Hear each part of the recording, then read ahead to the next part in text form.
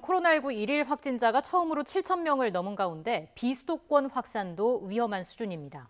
부산과 충남 지역은 확진자 수가 200명을 웃돌았고 대전과 대구 등 모두 8개 시도에서 세 자릿수 확진자가 나왔습니다. 대구에 있는 취재기자 연결하겠습니다. 이윤재 기자.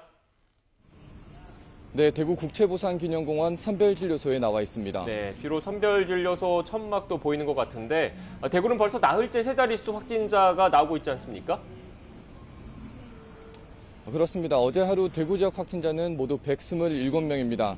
확진자가 늘면서 이곳 임시선별진료소를 찾는 사람들의 발길도 계속해서 이어지고 있습니다.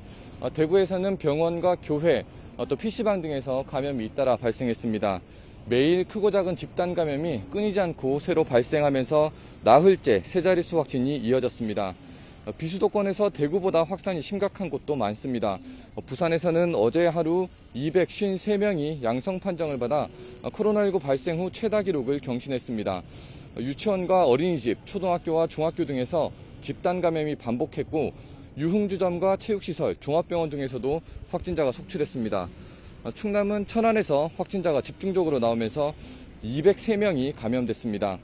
중학교와 요양원 등에서 발생한 집단 감염 영향으로 천안에서만 60명 넘는 확진자가 나왔습니다. 이 밖에도 대전과 경남 등 비수도권에서만 모두 8개 시도에서 세 자릿수 감염이 발생했습니다.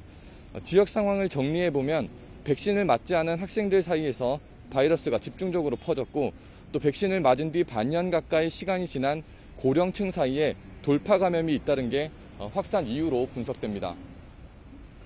네, 확진자 수가 늘면 당연히 병상이 걱정될 수밖에 없는데 지역의 병상 상황은 어떻습니까? 네, 어제 오후 5시 기준 비수도권 감염병 전담병원 가동률은 65.6%입니다. 71%인 전국 평균과 비교하면 낮은 수준이지만 그렇다고 절대 안심할 만한 상황은 아닙니다. 특히 대전과 세종, 강원과 경남 등 4개 시도는 감염병 전담병원 가동률이 80%를 넘었습니다. 전담병원뿐만 아니라 중증 환자 치료 병상도 우려스럽습니다. 대전과 강원, 경북은 중증 환자 전담 치료 병상이 하나도 남아있지 않습니다. 또 전남과 제주, 충남, 충북 등은 중증 환자 치료 병상이 한 자릿수만 남았습니다. 정부가 최근 행정명령을 발동해 추가 병상 확보에 총력을 기울이고 있지만 확진자 발생 속도를 따라가지 못하면서 우려를 키우고 있는 상황입니다. 지금까지 대구 국채부산기념공원 선별진료소에서 YTN 이윤재입니다.